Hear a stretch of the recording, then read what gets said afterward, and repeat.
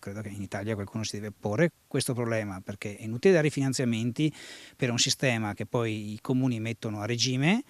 e si ritengono per sé, non avendo nemmeno i mezzi poi per agire, quando chi deve agire non ha la possibilità di vedere le telecamere.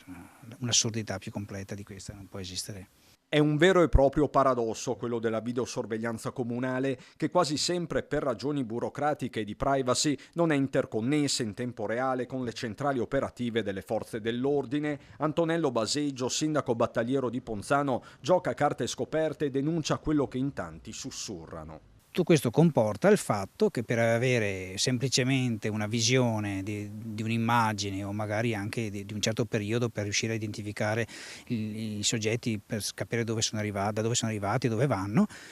questo diventa un problema e quindi i carabinieri acquisiscono delle immagini per grazia ricevuta magari dopo 48 ore, quindi il sistema non può funzionare. Il nodo è già stato sollevato da diverse polizie locali nella Marca trevigiana come altrove, ma ora, vista l'escalation, urge una soluzione. Siamo impotenti, lo sono le famiglie che non possono nemmeno distrarsi qualche oretta da casa, la comunità, perché poi con gli agenti di polizia locale che si hanno si fa quello che si può negli orari che si riescono a coprire, anche con i limiti di spesa del personale e delle assunzioni.